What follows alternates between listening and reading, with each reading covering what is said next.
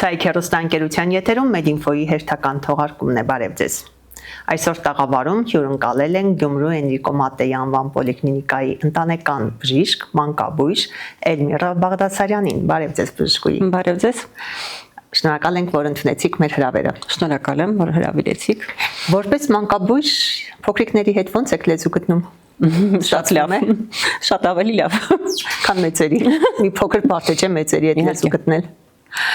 Լինել ընտանեկան բժիշկ թե մանկաբույժ։ Իհարկե ֆորմատները լրիվ տարբեր են, բայց եթե աշխատում ենք, հիմա ես աշխատում եմ ընտանիքի հետ եւ ճանաչում ես այդ ընտանիքին, արդեն մոտեցումները բոլորը գիտես եւ բնականաբար շատ հեշտ է արդեն աշխատանքը դառնում եւ երեխայի, եւ մոր ու հոր, եւ արդեն տատիկ պապիկի, այսինքն 3 սերունդի հետ էլ աշխատում ենք։ Որպես մանկաբույժ հիմնականում որ հիվանդություններն են հաճախ հանդիպում։ Ներկայիս պահին մանկական հիվանդություններից, ու չհաշված շնչական հիվանդություններից, որը որ ակտուալ են սեզոնային շրջանում, շատ հանդիպում են անեմիաները, որը որ գալիս է երեխայի մոտ մամայից սկսած, հղիությունից սկսած, որտեղ հղիությունը դա մի այնպիսի ժամանակաշրջան է, երբ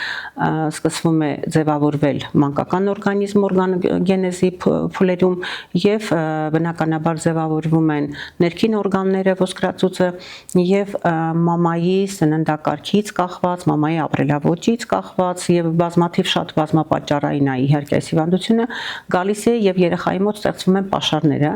որոնք որ իհարկե չեն բավարարում եւ սկրինինգային ծրագրերի միջոցով, որը որ հիմա շատ ակտուալ է, ներդրված է արդեն առողջապահության ծրագրերում եւ պոլիկլինիկաներում կատարվում են բոլոր սկրինինգային ծրագրերը, մանկական տարիքում մենք ունենք 11 սկրինինգներ,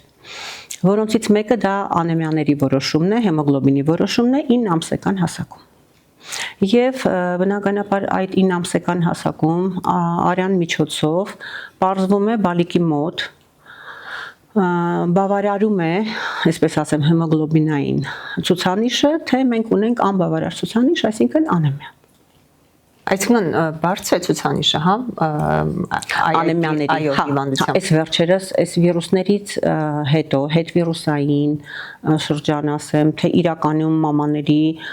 տարած հղիությունը եւ ասում եմ այդ 9 ամսվա հղիության ընթացքում մոր վարած ապրելակերպը, սննդակարգը, ամեն ինչը ազդում է բնականաբար բալիկի զարգացման վրա։ Հղիության ընթացքում օրինակ հղին հա տանում է թունավոր հղիություն, կերած անընդհատ փծխումներ, դա ևս նպաստում է։ Կյանքի այդ առաջիկա էտապը, դա մի ոսկե շրջան է, որը որ հիմքը դնելով, հիմնաքարն է ամբողջ կյանքի համար։ Առաջի էտապում հղիության երբ որ մոր մոտ կա բարձր տոքսիկականություն, հա, ինչ ֆակտորների հետ կապված, բնականաբար դա երեխայի մոտ բերում է ոչ թե քաշի թերզարգացման, այո, օրգանոհամակարգերի թերզարգացման, սրտի արատների, ոսկրածուծերի ոչ լիարժեք զարգացմանը, որը որ մենք հետագայում տեսնում ենք 9 ամսեկանում անեմիայի ձևով։ Զույգ հղիությունների ժամանակ շատ հանդիպող է, անհասների մոտ շատ լինում է։ Ոնց ենք դեմն առնելու, հա, կանխարգելում ասվածը, ոնց է իրականացվում ձեր կողմից։ Բնականաբար կանխարգելումը պիտի սկսվի հղիության շրջանից։ Հղիի մոտ պետք է մենք միշտ ողջունենք իր սննդակարգը, որը որ բուրգի ձևով ներկայացվում է մամային, այսինքն 5 սննդակարգն է, որը ունի 5 տարատեսակներ, հա, եւ բուրգի հիմքում ընկած են մսային տարատեսակները։ Հղին սնվելով բնականաբար իր սնունդը պետք է լինի լիարժեք, բազմատեսակ, ոչ թե շատ կալորաժով, ինչպես որոնք պատկերացնում են, երբեմն այո, ասում են պիտի շատ ուտել, ոչ թե պետքա շատ ուտել, այլ պետքա ճիշտ որակական տեսակետից ճիշտ սնվել։ Դրա համար մենք հղին առաջարկում ենք սնվել այդ բոլոր տարատեսակ սննդակարգը օգտագործել, բայց հիմքում ընկած են միս կաթնամթեր,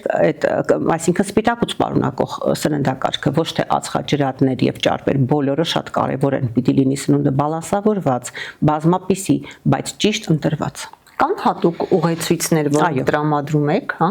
Այո։ կան ուղեցույցներ, կան հղիների համար սննդակարգ, որը որ ճիշտ ձևով ներկայացում է, եթե հղիությունը գնում է տոքսիկ, եթե մաման ունի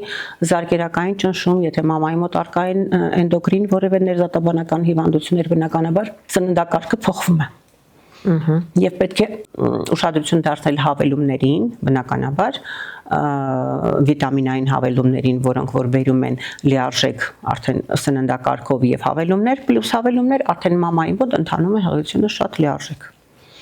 Կանխարգելման այլ մեթոդներ կիրառվում են։ Կանխարգելման մեթոդներից է, այո, իհարկե, կանխարգելման մեթոդներից է ճիշտ հայտնաբերել ժամանակին հղիի մոտ երկաթի թաքնված դեֆիցիտները։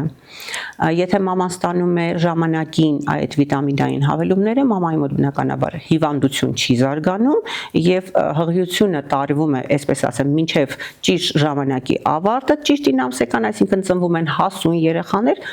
երեխաների մոտ բնականաբար չի կարող խնդիր լինել։ Խնդիրները ավելի շատ առաջանում են, եթե սննդակարգի թերսնուցում կա, եթե զույգերով մամաների մոտ, երեխաների մոտ են լինում, եւ եթե մամայի մոտ կա ներզատական ինչ-որ էնդոկրին հիվանդություններ։ Մայրը բարեհաջող հղիություն անցել է, երեխան լույս աշխարհը եկել լրիվ համապատասխան բոլոր չափորոշիչներին, հետո է պարզվել, որ այս հիվանդությունը արդեն զարգացել է երեխայի մոտ։ Այս դեպքում ինչ է արվում։ Եթե ուրեմն սկրինինգը արեցինք մենք, տեսանք, որ արդեն հեմոգլոբինի ցուցանիշը բավարար չէ, այսինքն չի համապատասխանում 9 ամսեկանում մատիկի արյան միջոցով շատ հեշտ սկրինինգ է, վերցվում է արյունը եւ որոշվում է հեմոգլոբինի ցուցանիշը։ Այսինքն հենց վաղ հասակից է։ Վաղ հասակից, այո, եթե անհասների դեպքում պիտի արվի 6 ամսեկանում։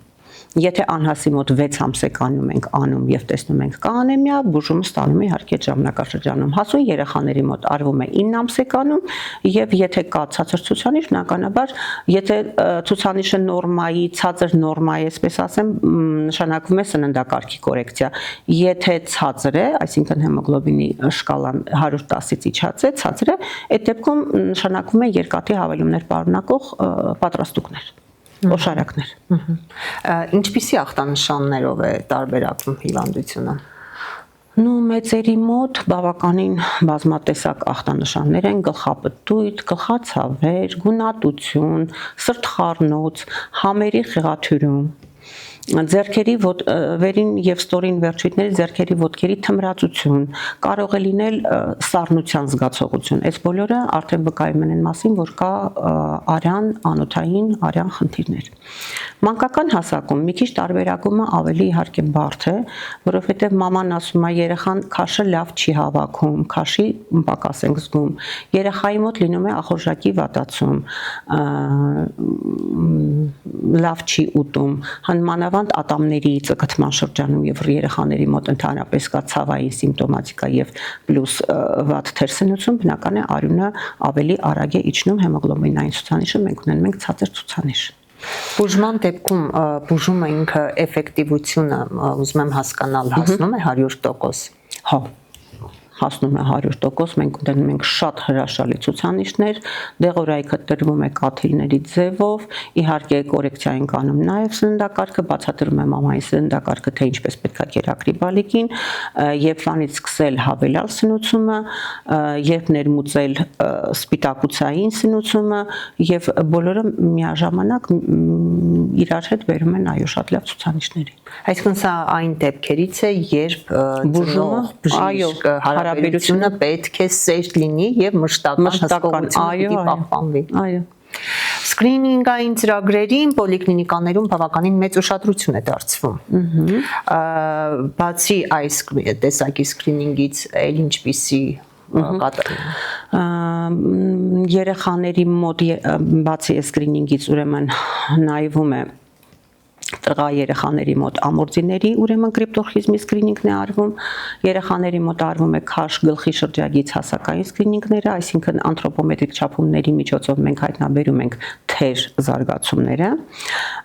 Մեծահասակների մոտ, մեծահասակ կանանց մոտ կատարվում է կրծքագեղձի զննման, ինքնազննման միջոցով տարբեր մաստուրբացիաների ուրեմն սկրինինգը,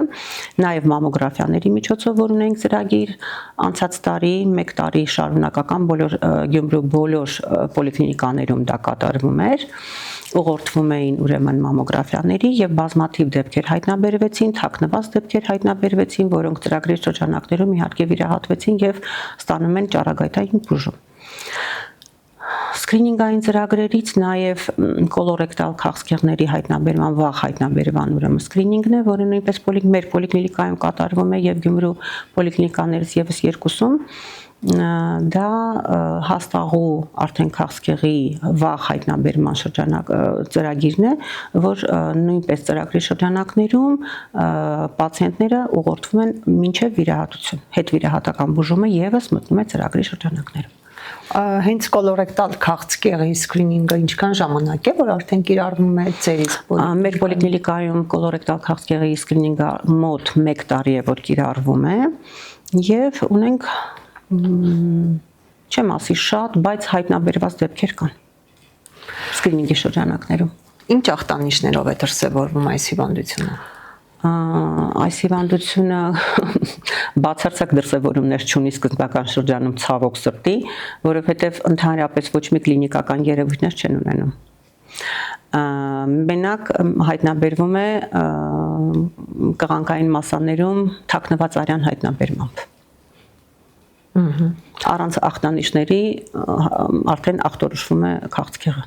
Այսինքն բուժարուն չի կարող իր ցանկությամբ գալ եւ անցնել, հա, այս սկրինինգը։ Չէ, այսպես ասեմ, սկրինինգային ծրագրերը ընդհանրապես ակտիվ բուժաշխատողի միջոցով են կատարվում, քանց թե բուժարուն պիտի իմանա եւ գա, բայց ունենք բավականին, ոնց ասեմ, գիտակցական մակարդակի բարձրացում եւ բուժարունների շրջանակներում, որ զանգերի միջոցով հետաքրքրվելով նույնպես իրանք են գալիս առաջի քայլանում, բայց հիմնականում մենք ենք կանչում տարիքային խմբերով, էլի, որ տարիքային խմբում թիրախային խմբերը մենք ենք հրավիրում պոլիկլինիկա։ Կա կանխարգելման մեթոդ կիրառվող, որ հիվանդության ժամանակ կոլորեկտալ քաղցկեղի կանխարգելում, այո, կանխարգելումները մենակ նրանքով էլի ճիշտ սննդակարգն է։ Ճիշտ սննդակարգը, այսպես ասեմ, ընկած է բոլոր հիվանդությունների հիմքում։ Այս դեպքում նույնպես։ Իսկ բուժման եղանակները։ Բուժման եղանակները, եթե տարբեր են իհարկե, բայց հիմնականում վիրահատական են։ Ճառագայթային բուժում եւ վիրահատություն։ Հիմնականում երկու ուղղությամբ են ընթանում։ Սկրինինգներից մյուս սկրինինգը դա արգանդի պարանոցի վաղ հայտնաբերումն է, էլի քաղցկեղի վաղ հայտնաբերումն է, պապքսուկների միջոցով եւ նորից կան իհարկե դեպքեր, համագործակցում ենք հայ-ամերիկյան կենտրոնի հետ, բուժարունները հրավիրվում են այնտեղ եւ բնականաբար ստանում են վիրահատական եւ էլի ճառագայթային բուժում։ Ներկա պահին հիմնականում փոքրիկներից զատ մեծահասակների մոտ որ հիվանդություններն են հաճախ հանդիպում։ Այսինքն դուք ավելի շատ սկսենք այնտեղից, թե որ թիրախավորված խմբի հետ եք ավելի շատ աշխատում։ Հիմնականում շատ են հիմա շաքարային դիաբետը։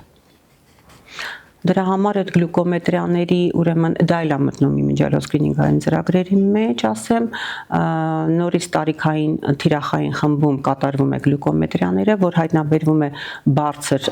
ցուցանիշներ, այդ դեպքում արդեն ուղղորդվում է ներզատաբանի մոտ բուժման։ Երկրորդը դա վահանաձև գեղձի խնդիրներն են շատ, էլի էնդոկրին հիվանդություններից բավականին շատ են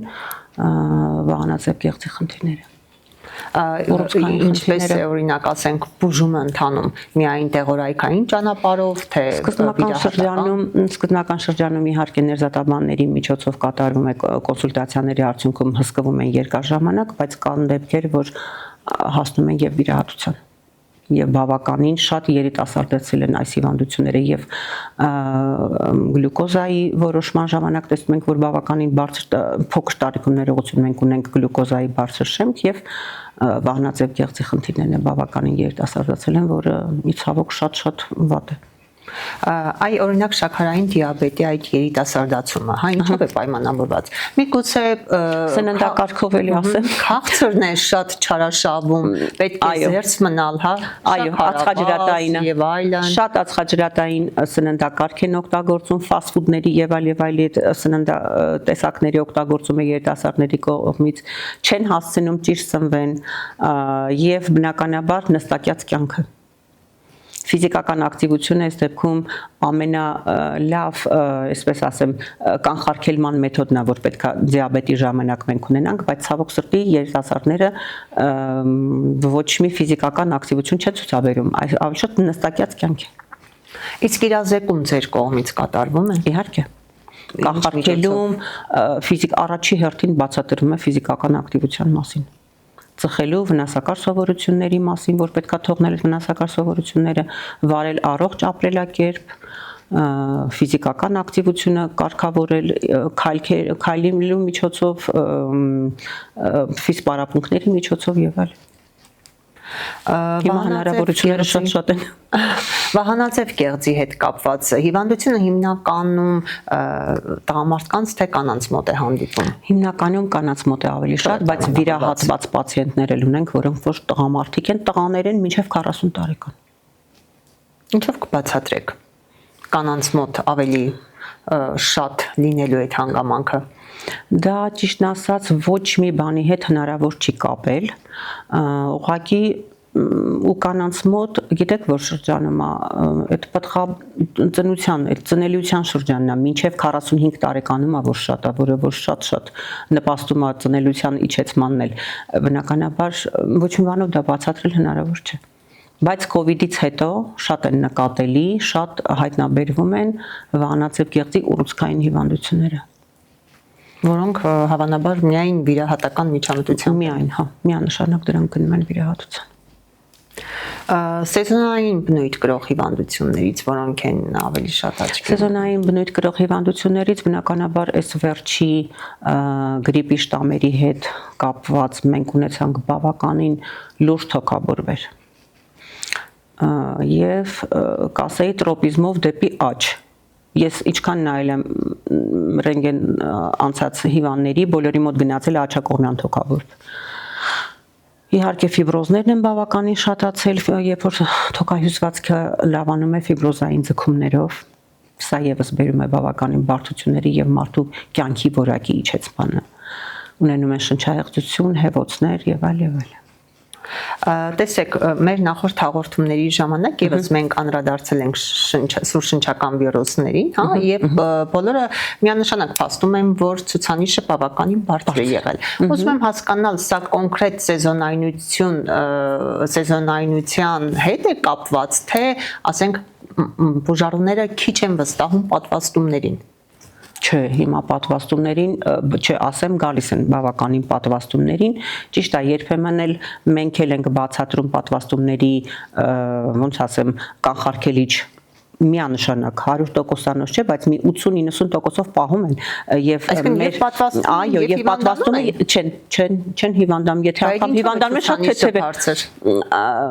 քիչ են պատվաստվածների թիվը։ Ավելի շատ ունենք պացիենտներ, որոնք մեկ անգամ պատվաստվել են, տեսել են պատվաստանյութի էֆեկտիվությունը, այո, որ իրանց մոտ գրիպը հիվանդացել են, բայց տարել են թեթև, ոտքի վրա չի հասել թոքաբորբի, այսպես ասեմ, իրանք գալիս են սեզոնային մշտական պատվաստումների ստանում են իրենց հասանելիք պատվաստումը, բայց կան պացիենտներ, որոնք ընդհանրապես չեն ուզում պատվաստվեն, ունենք այդպիսի պացիենտներ էլ ունենք իհարկե, բայց հիմա, այսպես ասեմ, համենայն դեպս գալիս են պատվաստման։ Ոչ բոլորը, բայց ավելի շատ շարժ ունենք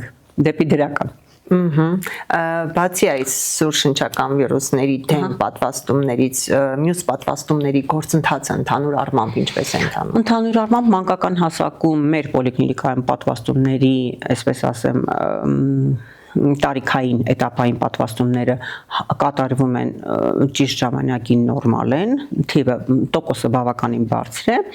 Մեծահասակների շրջանում, որ պիտի ստանան ԱԴՓՄ-ն, այդ պատվաստումը, որ 10 տարին մեկ անգամ է կատարվում, միջին ցուցանիշներ ունենք։ Եվ մեր հաղորդման ավարտին ես կուզենայի, որպեսզի դուք որպես մանկաբույժ, ինչու՞ չէ նաև ընտանեկան բժիշկ, ձեր կոչը եւ հորդորը ուղղեիք մեր հեռուստադիտողներին։ Իհարկե ես կհորդորեի, որ հղիության սկզբից եւ այդ մայրերը ուշադիր լինեն իրենց կենսակերպին, ապրելակերպին, սննդակարգին, որպեսզի մեր մոտ մեր ընդհանրապես եւ մեր քաղաքում եւ մեր հանրապետությունում ինչու՞ չէ ունենանք առողջ բալիկներ, հասուն բալիկներ, քիչ հիվանդացություն